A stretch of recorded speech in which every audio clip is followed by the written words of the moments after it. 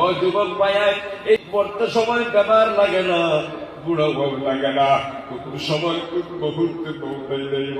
তোমার আমার মতো কত যুবক নেই দুনিয়া ছাড়িয়া যাইতা না। বাড়ির থেকে বাড়াবাড়ি বাড়াইল, বাইক নিয়ে গেছে, কিন্তু হঠাৎ যে রাস্তাতে অ্যাক্সিডেন্টে মারা গেছে। দেখা যায় বিকাল বেলা তার পোস্টমর্টম করিয়া পলিটিক দিয়া পেকিং করিয়া বাড়িতে নামিছে। ঘটনা আছে না নাই? ও যুবক ভাইয়া, কোন সময় কোন মুহূর্তে পরে যাই ভাই, এই জন্য সব সময় পালা কামন লোকের সম্পর্ক রাখিও, বুড়া কামন লোকের সম্পর্ক রাখিও না। 5 ওয়াক্ত নামাজ বাড়াইতে মসজিদ হইয়া ভাবতে পড়িও। যদি পারো না, সময় সুযোগ হয় না, যেখানে থাকো ওখানে নামাজ খান্তা আদায় করিলাইও। ইমানের পরে সবচেয়ে বড় ইবাদতের নাম হচ্ছে নামাজ। সবচেয়ে বড় আল্লাহর গোলামির ভিতরে নামাজ হচ্ছে সবচেয়ে বড় গোলামি। ওই নামাজের মাধ্যমে আল্লাহর নৈকট্য লাভ করা যায়। সুবহানাল্লাহ।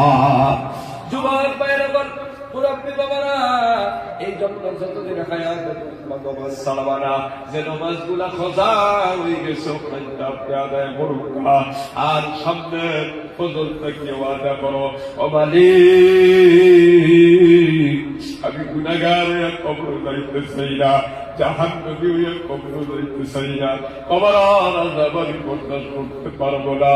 আল্লাহ, জীবনে কোনোদিন নামাজ ছাড়বো না, কোনোদিন সুদ খাইতাম না, কোনোদিন ঘুষ খাইতাম না, কোনোদিন বেঈমানি করতাম না, কোনোদিন ফলন ফকির দিতাম না, অন্য সম্পদের আত্মসাৎ করতাম না। এইভাবে ওয়াদা করিয়া নামাজি করিয়া বেকামলের সাথে সম্পর্ক কাটায় দিনটা যদি কাটাও, হঠাৎ যদি মউত হয়ে যায়, কবরের বাসিন্দা যদি হয়ে যাও, বেকামল দেখার কারণে কবর কোনো টেনশন থাকতো না। জোরে বল সুবহানাল্লাহ। ও যুবক ভাই, আজকের এই বাতিল থেকে ওয়াদা করো, আল্লাহ নামাজ কোনদিন ছাড়তাম না। যেখানে যাই কেন নামাজ আদায় করবো, বন্ধুর ক্ষেত্রে গেলেও পড়িব, গাড়ির গেলেও পড়িব, বাড়ির গেলেও পড়িব। কোন কারণ বশত খোঁজা যদি হয়ে যায়, বাড়ি তাই অন্য গেল খোঁজা নামাজ আদায় করে যাইব। নামাজ আর কোনদিন ছাড়ব না।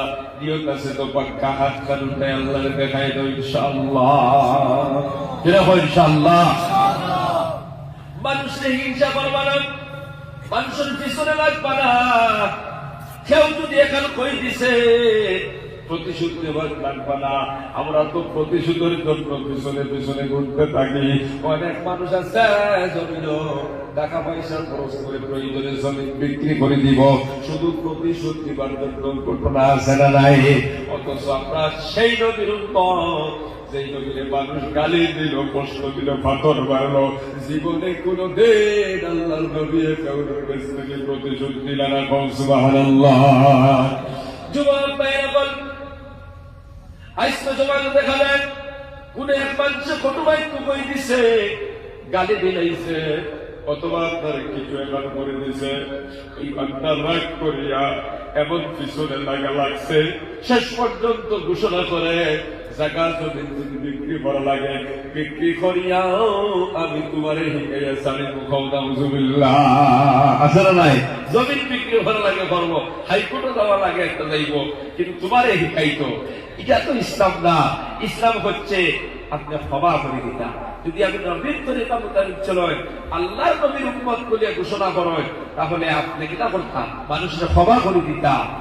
আপনার কাছে ক্ষমা নাই, অথচ আল্লাহ কিতরা জান্নাতি মানুষের একটা পরিচয় হইল, মুত্তাকি মুমিন জান্নাতি মানুষের একটা পরিচয় হইল, তারা মানুষের ক্ষমা করে দেয়। সুবহানাল্লাহ। কোরআনে কারীমের ভিতরে আল্লাহ পাক বলেন, আল্লাযীনা ইউনফিকুনা ফিস সাররাই ওয়াজ যাররাই ওয়াল কাযিমিনাল গায়যা ওয়াল আফিনা আনিন নাস ওয়াল্লাহু ইউহিব্বুল মুহসিনিন। আল্লাহ পাক রব্বুল আলামিন কোরআনের বিভিন্ন জায়গায় মুত্তাকি মানুষ, মুত্তাকি মানুষ মানেই জান্নাতি মানুষ। সুবহানাল্লাহ। সুবহানাল্লাহ। মুত্তাকি মানুষ মানে জান্নাতি মানুষ। কারণ এই আয়াতের মধ্যে আল্লাহ ফরমাইলেন উইদ্দাত লিল মুত্তাকিন, আমি আল্লাহ জান্নাত বানাইছে মুত্তাকি মানুষদের জন্য করে বল সুবহানাল্লাহ।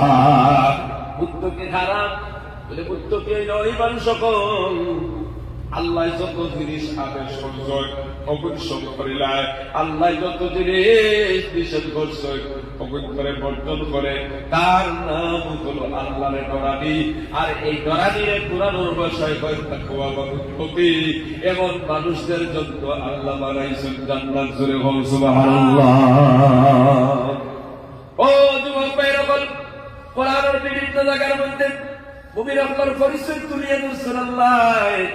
ঠিক সেইভাবে এই আয়াতের মধ্যে আল্লাহ মুমিন মুত্তাকির জান্নাতে মানুষের তিনটা গুণ বয়ান করা। এক নম্বরে আল্লাহ ফরমাইলেন আল্লাযীনা ইউনফিকুনা ফিস-সাররাই ওয়াজ-যাররাই। আল্লাহ মুমিন মুত্তাকি জান্নাতি মানুষের একটা গুণ বয়ান করা, তারা আল্লাহর রাস্তার মধ্যে খরচ করব, সুখের সময় দুঃখের সময় খরচ করব। হোকা সুবহানাল্লাহ। দুই নম্বর গুণ আল্লাহ পাক বয়ান করা, ওয়াল কাযিমিনাল গায়যা। ও যুবক ভাইরা, মুত্তাকি মানুষের একটা গুণ হইল, একটা পরিচয় হইল, তারা রাগ উঠলে তারা রাগ কন্ট্রোল করব, সীমা লঙ্ঘন করতো না। বল সুবহানাল্লাহ। এটা হইল জান্নাতি মানুষের একটা পরিচয়। সুবহানাল্লাহ। রাগ তো প্রত্যেক মানুষের আছে, কিন্তু মুত্তাকি মুমিন জান্নাতি বান্দার পরিচয় রাগকে সে কন্ট্রোল করে নেয়। সুবহানাল্লাহ। রাগ কন্ট্রোল করনে वाला বউ ছাড়ি বডি বুঝছে, বউ কিটা ঠান্ডা মাথায় ফলনে খাবে, ছাড়িয়ের ভাড়িলা যদি শান্ত ঠান্ডা মাথায় তাতে আর ফতোয়ালি আর দুড়াই বডি হতে বুঝছে। কিছু মানুষ তো রাগর জন্য ছাড়িয়া তাদের তিনলে দুইও বানাইতে চায়, আছে না নাই বলছেন? 3 তালাকে 2 তালাক বানাই জমিন খা হরি হরি তো ছাড়িলে কতটা দেয় দিতে দিতে 14 তালা 15 তালা পর্যন্ত গিয়ে করল গিয়া। যার আগর মাথা ব্রেক নাই, ব্রেক না থাকার কারণে এমন ঘটনা। একজনে আপনারা ডাক দিতে করে দেখাই দিতাম, হারিয়ে দিতাম। এই সময় যদি আপনি আপনার রাগকে কন্ট্রোল করিয়া আপনি যদি ধৈর্য ধারণ করতে পারেন, আপনি 12টা তো বাইরে দিব হয় তার বাচ্চারা একই বইবা অথবা আপনার সন্তান একই বইবা। আপনি যদি না পারেন আপনারও হেফাজত হইবা, সেও হেফাজত হইব। তাহলে রাগ রেট কন্ট্রোল করলে লাভ আছে না নাই? যুবক ভাইরা, আল্লাহ মুত্তাকি মানুষের একটা গুণ, একটা বৈশিষ্ট্য, একটা পরিচয় বয়ান করা, তারা রাগ উঠলে তারা কন্ট্রোল করবে। সুবহানাল্লাহ। 3 নম্বর আল্লাহ গুণ বয়ান করা, আল্লাহ আফিনা আলিন নাস। মুত্তাকি মানুষের আরেকটা পরিচয় হলো, ও যুবক ভাইরা, তারা মানুষের ক্ষমা করে দিব।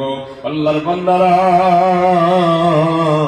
আল্লাহ পাক রব্বুল আলামিন বলে, যারা মানুষকে ক্ষমা করে দিতে পারে আমি আল্লাহ তাদেরকে ভালোবাসি। জোরে বল সুবহানাল্লাহ। আমরা আজকে ক্ষমা করতে পারি না। বড় ভাই এখন মাতি লাইছেন, চাচা এখন মাতি লাইছেন, বাতিজা এখন মাতি লাইছে, লাগাবাড়ির ব্যাপারে এখন হয়ে যাইছে, আমরা ক্ষমা করতে পারি না। প্রতিশোধ নেওয়ার জন্য বছরের পর বছর পিছনে লাগিয়ে দেখিলা মানুষ আছে না নাই? আল্লাহ তুমি এদেরকে বুঝার সহি বুঝ দান করো। সবাই আল্লাহুম্মা আমিন। অথচ আমরা ও নবীর উম্মত, যেই নবীর সামনে মানুষে গালি দিলা, ফাতর দিন দিলা, নবীজি কিন্তু প্রতিশোধ দিলা।